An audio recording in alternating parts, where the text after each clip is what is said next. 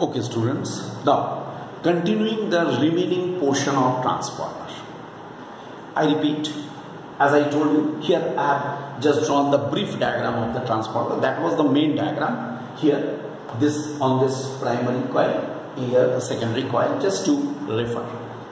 And here, as I told you, what we have said, whatever change in the flux is occurring in the primary, the same thing is linking the secondary. इसलिए मैंने क्या कहा, चूंकि जितना flux यहाँ पर link कर रहा है प्राइमरी में, वो अल्टीमेटली लिंक कर रहा है सेकेंडरी को.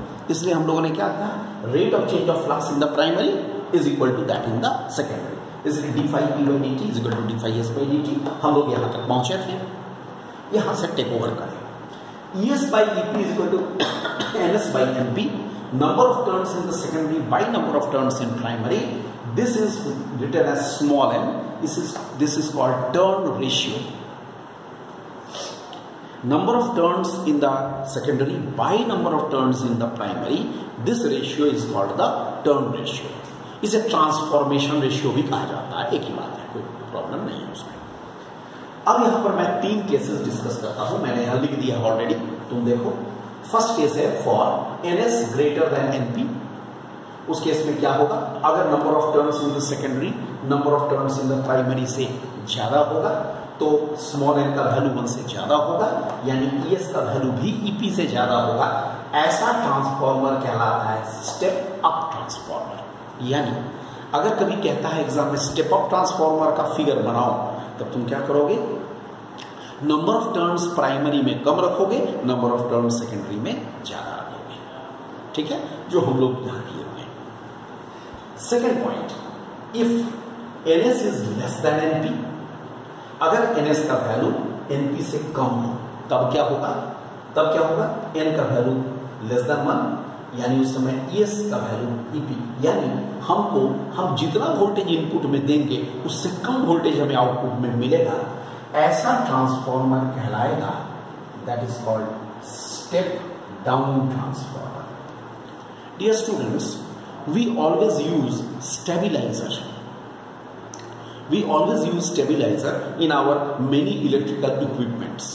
That is also a type of the transformer in which the step up and step down both provisions are there. हम उसके द्वारा वोल्टेज को घटा या बढ़ा कुछ भी सकते हैं. लेकिन हमारे लोकेलिटी में जो ट्रांसफॉर्मर रहता है वो स्टेप डाउन ट्रांसफॉर्मर होता है, क्योंकि उससे वो पावर हाउस से जुड़ा हुआ है. वहां पर हाई वोल्टेज में भेजा जाता है और उसको कम वोल्टेज करके फिर सप्लाई किया जाता है. तो अलग अलग जगह पे ट्रांसफॉर्मर का अलग अलग फंक्शंस है. कहीं पर हम स्टेप अप ट्रांसफॉर्मर भी यूज कर सकते हैं, स्टेप डाउन भी यूज कर सकते हैं according to our requirement. But third one, it is only for the theoretical aspect. It does not have any practical aspect. That is the ideal transformer. What is an ideal transformer? Ideal transformer means the transformer in which power input is equal to the power output. उसे कहते हैं ideal transformer. और हम जानते हैं power कितने के बराबर होता है, वोल्टेज इंटू करंट. यानी इनपुट पावर कितना होगा, EP इंटू IP. इनपुट क्या है, प्राइमरी वाला इनपुट है EP into IP, and secondary वाला क्या है, ES इंटू IS. ये सेकेंडरी. प्राइमरी का जो इनपुट है और सेकेंडरी का जो ये आउटपुट है, ये power input, this is power output. लेकिन this is only for the theoretical consideration. No such transformer is available. Why?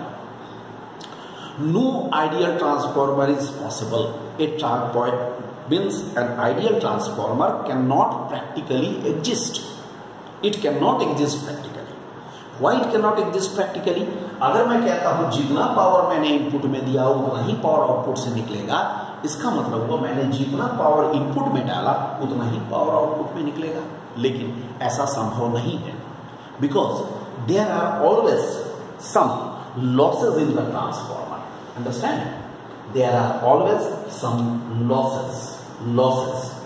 Let us now discuss what are the important losses in a transformer. जैसा कि हम जानते हैं transformer में हरदम कुछ ना कुछ क्या होता है, there are some always losses. जरा हम लोग अब डिस्कस कर लें क्या क्या लॉसेस हो सकता है। सो losses in A transformer.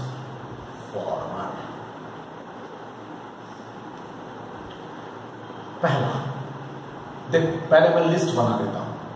First is copper loss, second is iron loss, third is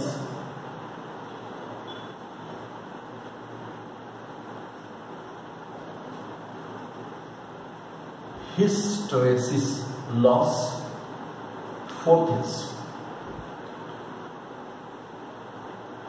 leakage of magnetic flux, and fifth HUMMING humming sound। एक बार देख लो क्या क्या लॉसेस के बारे में मैंने यहां पर लिखा।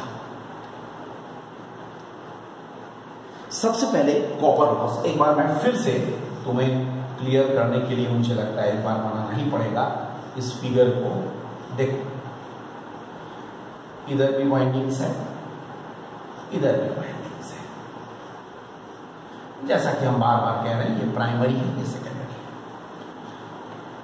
क्या होता है, प्राइमरी से भी करंट फ्लो करता है, सेकेंडरी से भी करंट फ्लो करेगा। तो क्या होगा, प्राइमरी और सेकेंडरी दोनों में ही जो वाइंडिंग्स है that is made up of the copper wire in primary coil and in the secondary coil. In both the coils the winding, the coil which is wound that is with the copper wire. Copper wire क्या होगा, जब current flow करेगा तो copper wire heated हो जाएगा। अगर copper wire heat हो जाएगा तो कुछ एनर्जी लॉस हीट के फॉर्म में हो जाएगा, that is called copper loss.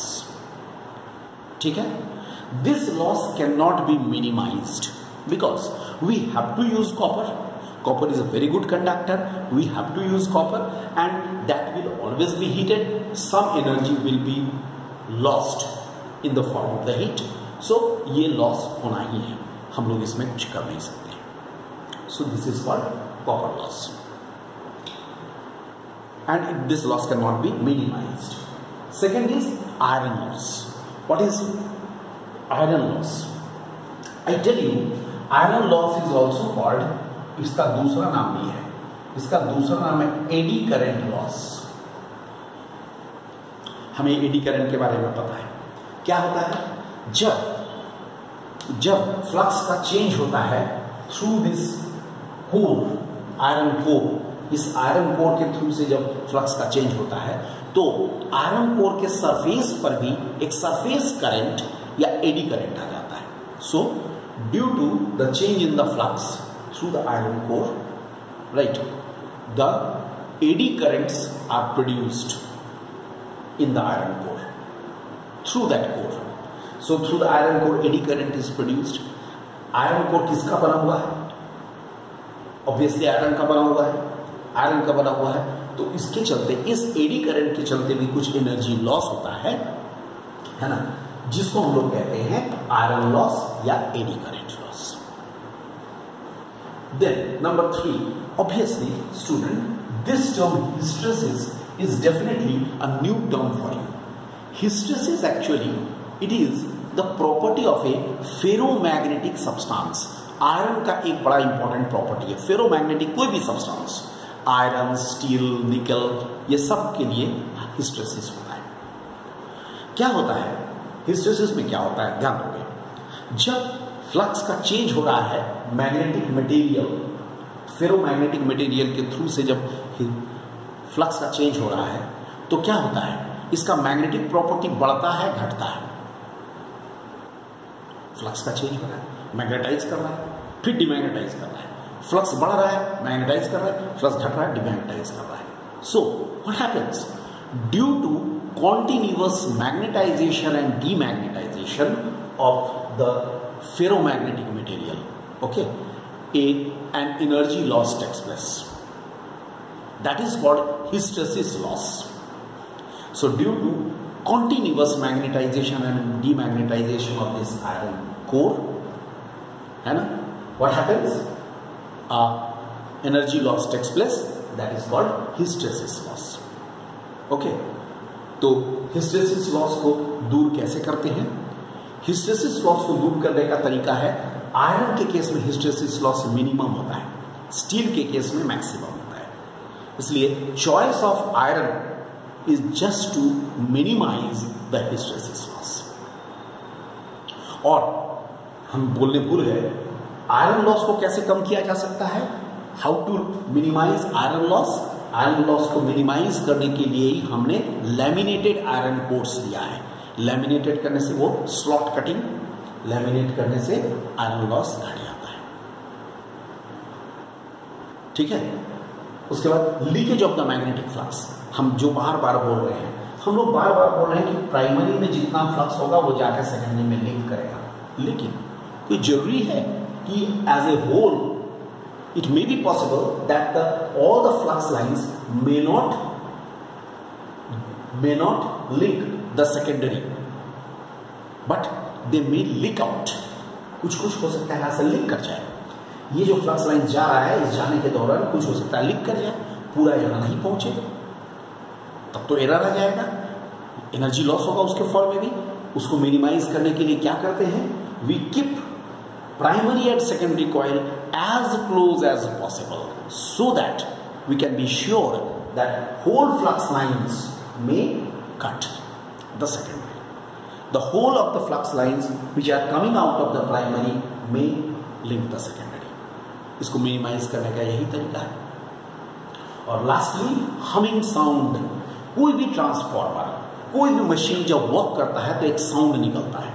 जब एक ट्रांसफॉर्मर भी वर्क करेगा एक हमिंग साउंड आएगा, and obviously in the form of the sound also some energy is lost, that is the loss due to the humming sound. This loss can also not be minimised, यानी पहला loss copper loss और last वाला loss humming sound के चलते जो loss है, इनको हम मिनिमाइज नहीं कर सकते। My dear students, I hope I have clarified all the things. ठीक है, इनको सब लेकर के तुम अपना नोट्स बनाना, ये एक फुल फ्लेजेड क्वेश्चन हो गया। Okay, in the next class we shall discuss the next topic. Thank you.